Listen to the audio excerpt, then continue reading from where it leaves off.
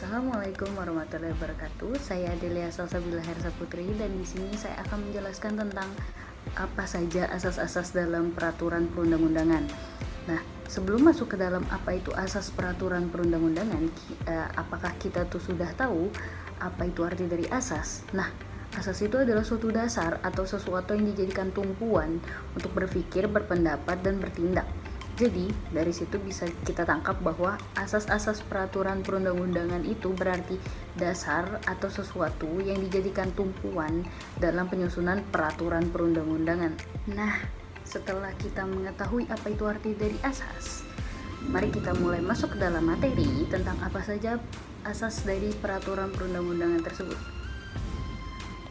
Peraturan perundang-undangan memiliki 4 asas. Apa saja? Yang pertama, ada asas lex superior derogat legi inferior. Yang kedua, ada asas lex specialis derogat legi generali. Yang ketiga, asas lex posteriori derogat legi priori.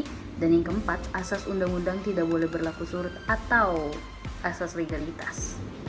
Sekarang saya akan menjelaskan tentang apa saja 4 asas tersebut. Sekarang saya akan menjelaskan tentang 4 asas yang saya sebutkan tadi.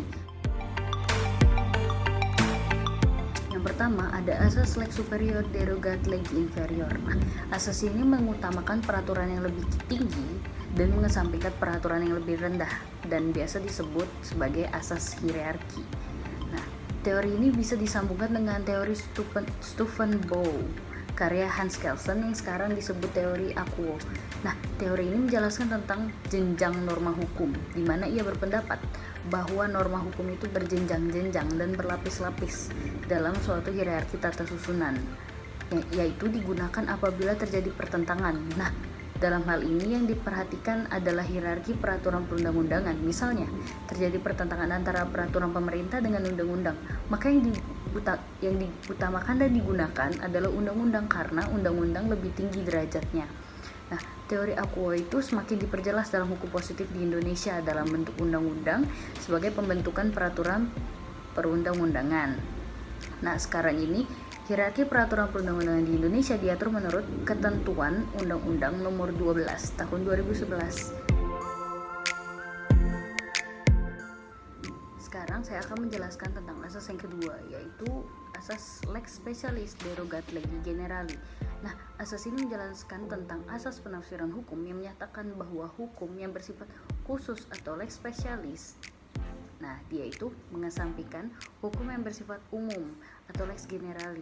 Nah, menurut bagaimana dalam bukunya yang berjudul Hukum Positif Indonesia, sebagaimana yang dikutip dari artikel yang ditulis oleh Oka Mahendra berjudul Harmonisasi Peraturan Perundang-undangan, ada beberapa prinsip yang harus diperhatikan dalam asas lex specialis derogat legi generali, yaitu yang pertama adalah ketentuan-ketentuan yang didapat di dalam aturan hukum umum tetap berlaku kecuali yang diatur khusus.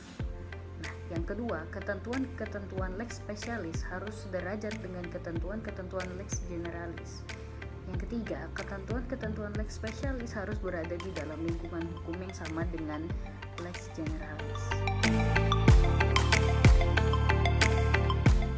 Sekarang kita bisa masuk ke dalam asas yang ketiga, yaitu asas lex posterior derogat legi priori, yaitu asas ini mengajarkan peraturan yang sederajat dan peraturan yang paling baru melumpuhkan peraturan yang lama. Jadi, peraturan yang telah diganti dengan peraturan yang baru, secara otomatis asas ini peraturan yang lama tidak berlaku lagi. Biasanya dalam peraturan perundang-undangan ditegaskan secara eksplisit yang mencerminkan asas ini. Nah, asas yang keempat adalah asas legalitas. Nah, asas legalitas ini bisa diartikan bahwa tiada suatu peristiwa dapat dipidana selain dari kekuatan undang-undang pidana yang mendahulunya. Nah, asas legalitas ini mengandung 3 pengertian, yaitu 1. Tidak ada perbuatan yang dilarang dan diancam dengan pidana kalau hal itu tidak terlebih dahulu dinyatakan dalam suatu aturan undang-undang. Yang kedua, untuk menentukan adanya perbuatan pidana yang tidak boleh digunakan analogi. Yang ketiga, aturan-aturan hukum pidana tidak berlaku surut. Nah, jadi itulah asas-asas dari peraturan perundang-undangan. Sekian, terima kasih karena sudah memperhatikan. Assalamualaikum warahmatullahi wabarakatuh. Jangan lupa like-nya.